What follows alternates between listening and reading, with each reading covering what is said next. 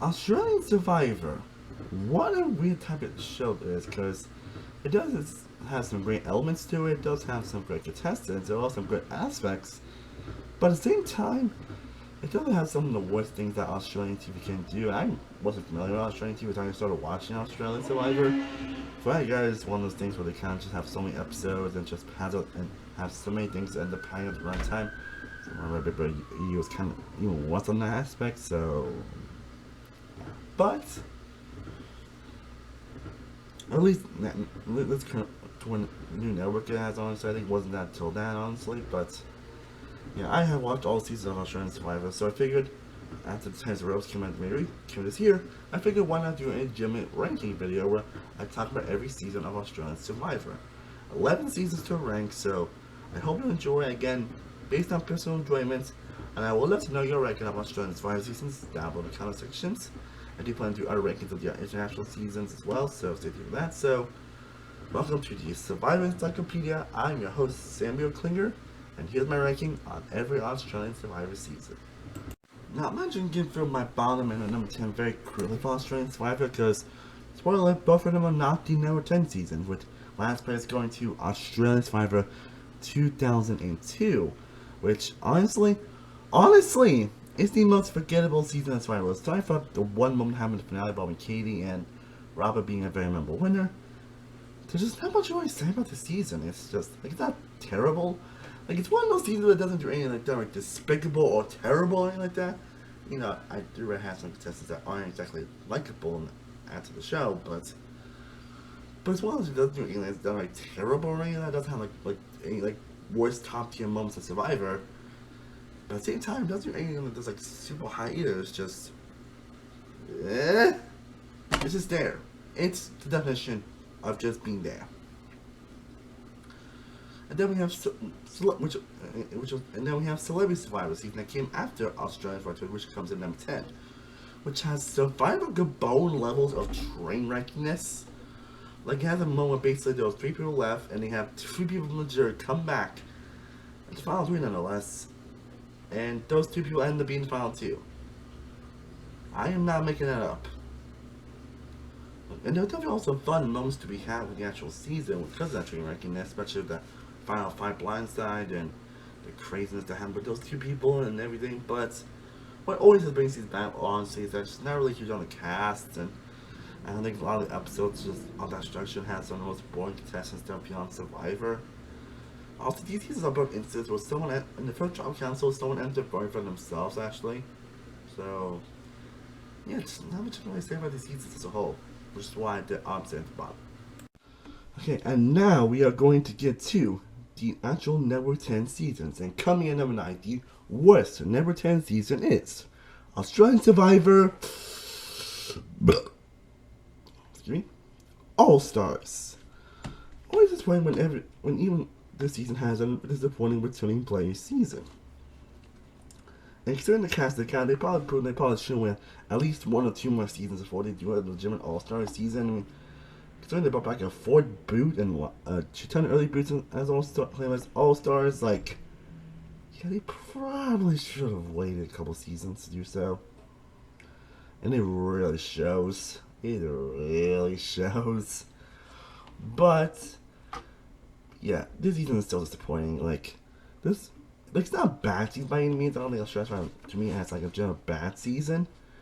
It's just this one season that displays all the worst elements of Australian Survivor. Having twists that was just there just to power the runtime, twists that were there just for the sake of it, and don't really add like much, really anything at all to the actual season as a whole. And some players that were once like popular in their first season just come get cannon fodder or just there, are just kind of there. Like, really just there. Not really much to say about the players that were once popular, but didn't really have much going for him. Like I would say, David's definitely a very memorable winner, though I would say he's probably the most obvious winner in show's history. And that's saying a lot, considering that. Though, like, another early issue I didn't realize about Australian Survivor until I really thought about is that, aside from the last couple seasons we've gotten, a lot of the winners usually end up being pretty obvious. Like, they like to push the winner in your face. face, and because that it's pretty obvious that they're going to win if they keep like showing this and that of them, especially when some end up being like the focal points. And the Nazo's like, yeah, it's pretty obvious that they're trying to make this person win. It was definitely an issue in early seasons, which thankfully they actually got better at handling actually last couple of seasons, which we'll get into.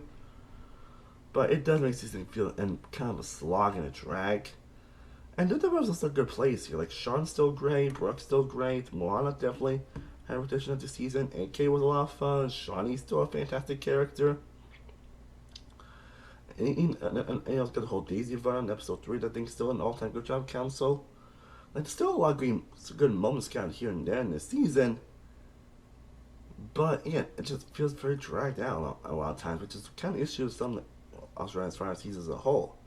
This one, like, probably, aside from one season and two, probably has the worst of it. And of course, this thing, to prove that, there's this thing like in the final 9, basically have 3 people get voted out, 1, then 3 people get voted out, then it becomes to return, and then the people to bring the challenge basically just end up being the only 3 people to vote. So it's like, yeah. Again, painfully dragged out. Again, not a bad season, and while David wins predictable, he is definitely a satisfying one considering what happened. Well, he won it last time we played, so it's not a terrible season by any stretch of imagination. Not by a long shot. But if I were any season that I'm probably at least likely to watch again, honestly, it probably would be All Stars.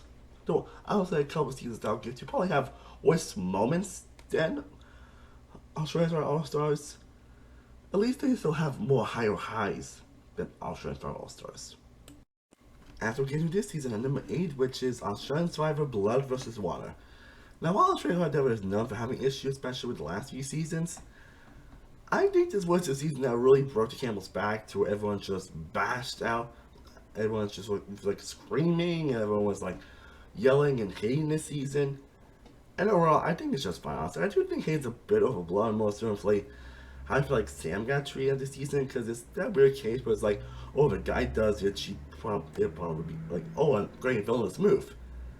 But it's a weird case where if a girl does it, it's seen as terrible and bad behavior. It's always been a weird thing that's going on with Survivor, honestly, but that's a top for another day. But I think that aspect is repeated, but as a whole, Blood Water definitely displays some of the worst aspects of Australian TV and, of course, the twist having nature that it does, honestly. For some episodes that I'm feeling painfully dragged out. You get some contestants that don't even hardly get any, get some early boots that don't get much confessional. Some don't even get a confessional even in that boot episode. Hell, there's a one contestant, Mel, that didn't get a goddamn confessional till the merge episode. I am goddamn serious. Someone didn't get confessional. Someone didn't get shown until the merge. But that's goddamn insane. The ending is so goddamn all over the place, and it's definitely the worst here. Now again, there are some highs here, like Mark and Sam I think are great for sure, but I think Mark is probably a boring character if I really think about it.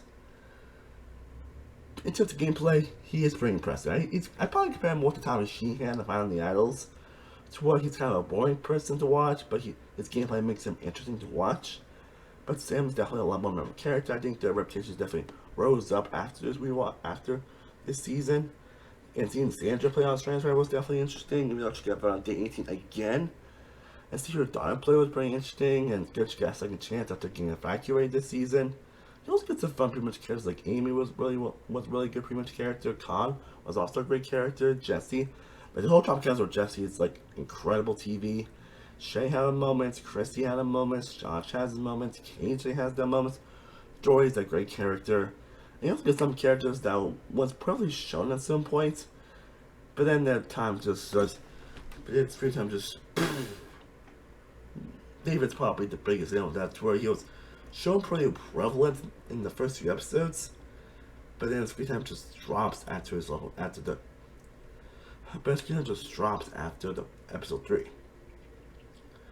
And of course, again, you get a lot of the nature of the season being dragged out, and of course.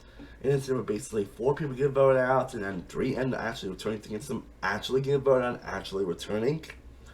No joke that happened, and that really drags this season down immensely. It's just, wow. Just, wow. But yeah, overall, Pivotal One is fine, honestly. Again, I would say it probably has worst moments than All Stars, honestly. Like again, like I mentioned, it does feel dragged out, and the twist is really to bring it down, and the editing is so out of place, and it's also blamed that Mark's couldn't win episode 1. So I say it probably has worse moments or worse low points than All Stars. But the highs, like I mentioned earlier, with Mark and Sam, Jordy, and of course the whole Jesse brought out where basically Sam basically stole Jesse's idol. That alone puts it above All Stars, in my opinion. Now, coming in at number 7, I pretty much am positive on every season from here on out, just to let you guys know. But coming in at number 7, we have Australian Survivor Champions versus Contenders 2. Now, while I will say I do enjoy the season as a whole, this is definitely a season where I think the issues with Australian TV and the structure of Australian Survivor really started to show for a lot of people. While I think they were kind of noticeable in the previous 3 seasons, they were really egregious and they weren't like twist heavy or screwy or anything like that. This is a case where basically I think people started to really notice that, and people really started to realize, yeah, Australia really needs to fix this shit. Again, he's got a lot of pretty-much boots that are just kind of there. Again, that's why the first episode of someone that didn't get a confessional even in their boot episode. Which I don't think that was even happened inside the US, which so makes this just like, wow.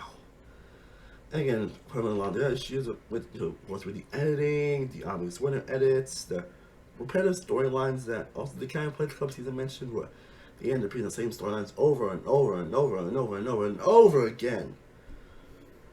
To where it comes dragging and nauseating, but you do get a good. But what brings season buzz? They do get some good characters. Again, Pia's a memorable winner. Harry's a fantastic character. Abby has some moments. Luke is an all-time great character. And his confessionals, his persona, personality is fantastic. Janine was a fun presence with a fun downfall. Daisy had a moment. Andy has moments. Sean has his moments. And you also got the perfect David Gennett, the Golden God, as they say. And a couple of like crazy fun, pretty much drop councils there as well. To what there was still fun behind the season, and it's enjoyable. But again, the editing and the pacing, like last couple seasons, really did bring it down, honestly. Not as egregious as the previous 2 seasons, obviously, but as a whole, not something I see what's going to come back to. Sorry. Now we get to number 6 and number 5, which is the first 2 Network 10 Australian Survivor seasons, with number 6 being Australian Survivor 2016, and number 5 being Australian Survivor 2017. And of course, the reasons why I decided the first season is because they're pretty much very similar seasons.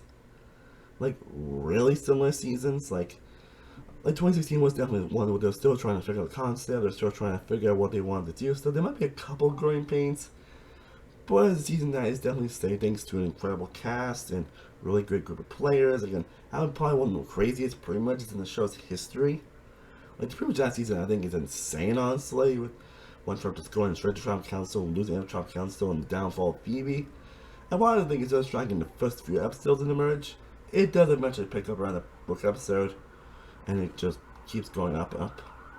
And while Chrissy's definitely a bit of an unwilling one, honestly, I'll say she does give a great speech, honestly, and they're also great characters, so it does save it. Then we get to 2017, which is basically a more improved version in terms of the pacing, in terms of having having more great characters, and of course, and I feel like one of those seasons where I don't think it really drags, honestly, so I do think it does have a couple points, honestly, considering there's like 26 episodes, so yeah, but you do get some crazy pretty much Trump Council, some crazy back and forth. Again, this was the birth of Luke Taki, who I think is one of the best characters to ever appear on Survivor, one of the best confessionalists in the show's history, not just actual confessionals, but voting confessionals in general. Like, he's just snarky and hilarious, and he absolutely goddamn embraces it. You guys got Jericho's member winner, Michelle's member presence, Peter, Tara, Lockie, Ziggy, Sarah, Henry, some pretty memorable characters in general. Maybe a couple pretty much does as well, like Tarzan, and like why the hell this guy brought back and All Stars again, but again, seems that feel mostly similar. I would say for 2017 a bit of most because it has a more improved version, but that doesn't take away from 2016, which I think is actually still a great season. Again, one of the best pretty much in the show's history. Just an incredible run all the way through, so yeah, both seasons are still pretty great, and I still do recommend watching both of them. And now we get to top 4, I think, is probably the Mount Rushmore of Australian Survivor. And while my top 2 was very definitive, I debated a little bit actually for a bit between my number 3 and number 4, honestly. I think I had my number 4 and my number 3 for a while, honestly. I think my number 3 I think was my favorite season for a while to the previous 2 seasons. But hey, no screw. Number 4 is Australian Survivor Champions First Contenders 1. An all-around fantastic season. This one season I don't think it actually really drags that much, honestly. Yeah, another great cast of players, honestly. Hell, you even got like Russell Hands at one point that had a fun downfall. James Shawn are finishing final 2. We get some incredible tribal councils from some rounds, especially the final 9 round, which I think is one of the best tribal councils in the show's history. One of the best rounds of gameplay, one of the most insane rounds of gameplay in the show's history. You also got the birth of Shiny, who I think is also an all-time great character, an all-time great confessionalist. Brian was a great presence throughout. Mark had moments. Fennell, Steve W had the moments. Stevie even has moments by being able to boot and come back later for heroes versus villains. Yeah, definitely not a choice, but you get some fun back and forth people drop councils. Again, might have a couple twists that do happen. They don't feel very screwy and they don't harm the pacing. Like maybe it's stepping up the damn walking thing in Final 7, but aside from that, not really. You get crazy tribal, crazy move after crazy move. Like, it's a very unpredictable season, a very fun ride throughout. That's pretty much all I can say about the season. Now we're in the top 3 of Australian Survivor, and now at number 3, again, I have to debate with, and this actually was my favorite season for a while, actually, honestly. I'll say until the previous 2 seasons, and maybe in some ways probably shouldn't be, because, spoiler, it's Brain vs. Brawn number 3, because honestly, Brain vs. Brawn displays the worst aspects of Australian Survivor TV. Like, there was just, like, from the first episode alone, you get an incident with George, ends up basically giving 6 people immunity and having them leave Tribal Council with the first boom Bill. It's probably one of the most screwable players in the show's history, so he didn't have much of a chance, and he's one of the first people that didn't really do anything wrong, honestly. Just, wow. And sometimes he's more crazy with eventually when aliens get voted out, and then got an instance where 3 people win immunity, take a peanut fire making challenge, and that person gets to still vote to evict, and that person basically was a guaranteed spot to make it very far. And then you got the French one, Haley getting voted out, then them turning, then Haley basically going on a run. Just, it's insane, the twist, and the pacing ends up basically dragging at a lot of points, especially with also the earn twist in the merge. Like it's insane. But yeah, like remember what I said about Slave Survivor base, I compared it a lot to Survivor Gabon. As for those know, that season is one of those like very train wrecky seasons that are just so baffling, insane. But yeah, you just can't help but enjoy every second that's on screen. That's basically how I feel about Brave vs. Brawn, honestly. So maybe subjectively it probably should be maybe like a couple spots low on this list. Maybe like number 5, number 6. Because of that screwy nature and the twists I mentioned and everything. I just, that's the pure fun I have this season really easily elevates to number 3. In spite that I want to maybe some other plays this season, you do get still a pretty interesting cast. I mean, you have the birth of King George, who is probably probably my opinion, the best character in the show's history. Like, he's a character that's unlike any character we've ever seen at this point. And he just hams it up so much, honestly, to where he's playing good or playing bad. You just really can't take your eyes off him. You just enjoy every single minute that he's on screen. He is also a very memorable win as well, Spike getting voted out. Fleck has her moments. Kara had played some of the worst gameplay in the show's history, especially in the pre-merge. Like, insane that she made pretty far, and she did, honestly. Like all that's pretty insane. Like, Andrew Emmett had their moments, Way has their moments, Deanie has their moments, Chaz has their moments, again, Simon was a fun pre-merge character, Shannon was a good pre-merge character, and Ned Ryder was a pretty fun rival in the pre-merge. Like, you get some pretty insane moments, and generally getting at the whole Big Danny vote out, which is one of the most crazy troubles in the show's history, was because of Kara, who basically just flipped a vote, and it led to Big getting voted out. No joke, that actually happens. So yeah, insane tribal after insane tribal. So while in some ways season probably shouldn't be as high as it is, honestly. Again, just on pure fun alone, I just love it. It's pure fun, pure crazy entertainment. But similar to Gabon, I just have fun with every second. So well, it may drag your points, and again, it does place the worst tendencies of Australian Survivor. I just can't help but have a blast with this season.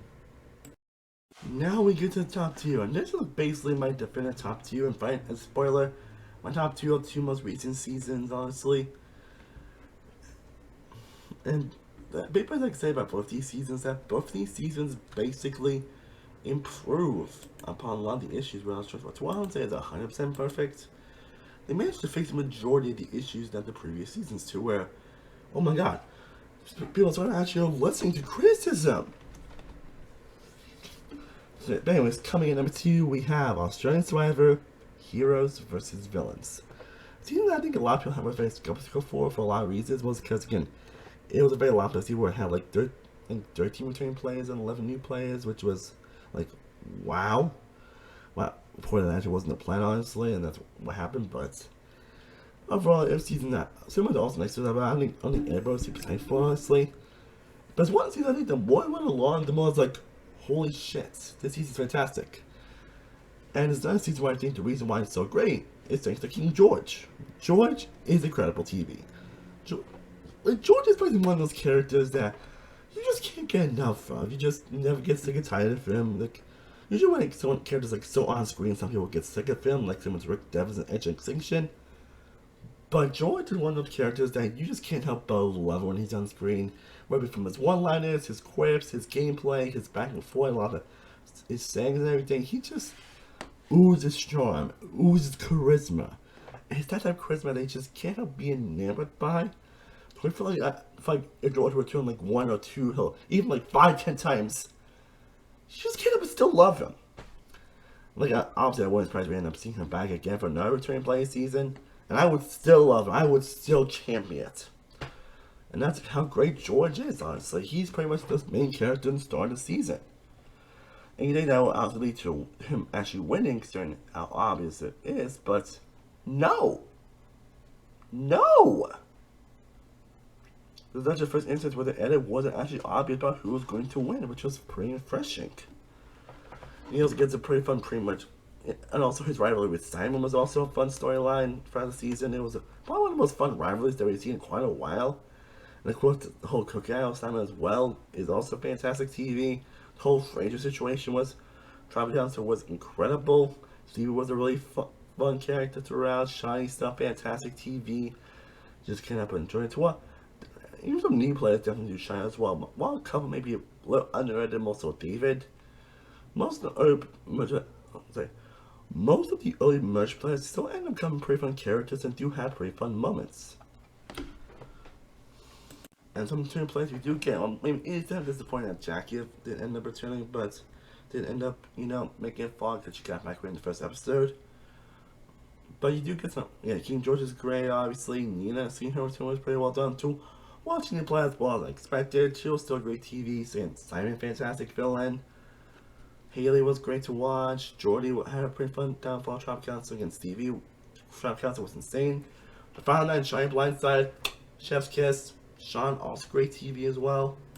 So like had some craziest merge Trap Council in the show's history. I mean they went to the merge all in like 5 new players, well in like 9 returning players and 3 new players. Yet some of the 3 new players ended up making it to the end. When Matt being a fun character, Jerry, someone like Billy should be like a pariah, just not that interesting character, yet he was fun TV. And Liz was actually a pretty satisfying one, actually. I really liked Liz, honestly. So yeah, as you know, it's very unpredictable. That didn't really drag, hardly any twists that really brought it down. Any twists they do have never really dragged, honestly. Like, the instance was obviously a final 6 round, basically Nina kind of got voted out, but ended up returning. And of course, even the first Trump Council was pushed by a twist, where Simon ended up winning immediately, where it wasn't that he probably would have been an easy boot. But Heroes vs. Villains is a wild ride from beginning to end. I just can't help but smile throughout the season. And again, a lot of really thanks to George, but even then, a lot of the characters do all great as well. So yeah, great stuff. I'll try to tell you actually are having a step in the right direction. And now we get to what I think is the best season of Australian Survivor. Again, it might be a little bit towards recent bias, but again, the more I think about it, the more I just can't help but really my season. This is one of the seasons that really has had to where, honestly, I'm gonna say this: Australian Survivor Time vs Rebels It's a top 5 season. I am dead serious. Also, I never thought I'd see a day where Australian Survivor is better than any of the new era seasons. I never thought I would say that. Like, yeah, I generally never thought I would say that, but here we are. But yeah, Titan Rebels is an incredible ride. Again, what? It's right. I haven't really episodes. I don't think there's really any episode that really drags at all. Which again, considering the Australian Survivor, it's kind of refreshing. So while it does have like one very screwy twist on the merge, where they kind of go back to kind of what makes them so in the first place. Aside from that, it's just one teasy little blemish. I think everything else is fantastic. I think a lot of the characters are great. Well, maybe some are more edited than others, honestly. Some at least do have their moments to shine. Some do have great amount of screen time. Some do have fun moments. It's one of the most balanced. Or I don't say it's still perfect. It's just one of the most balanced Australian Survivor has in terms of editing, which is kind of refreshing. Where every Trump Council has something interesting. Every Trump Council has a memorable moment, has a great back and forth, has a memorable character moment, crazy blindside, crazy move, crazy back and forth, hilarious moments. It's just a whole package. It's honestly what this season exemplifies why I love Survivor. It exemplifies everything I love about the show. Incredible cast of characters, memorable winner, crazy back and forth, two of the best rivalries turned friends I've ever seen in any season of the show. Like, you really don't know what was going to happen throughout the majority of the season. It's, again, the fact that also the merge didn't have like a twist that ended up dragging out, it's incredible. Again, crazy Trump Council, crazy moves all throughout. Some top tier blindsides that happen in this season. And you just can't but enjoy the fucking ride. So yeah, Titans Rebels is a top tier season. It's a top 5 Survivor season in general. And it's probably not gonna be without question the best season of Australian Survivor. And it actually makes me excited for the next season actually. Like, I don't know when next season's team is gonna be or what's gonna happen, but honestly, if it has been as good as last 2 seasons, I am all for it. Well guys, hope you enjoy me talking every season of Australian Survivor. I would definitely love to know your thoughts on Australian Survivor down below in the comment section. How would you rate these seasons? I have a few more Australian Survivors coming very soon. I'm the Survivor Encyclopedia. This is me, signing off.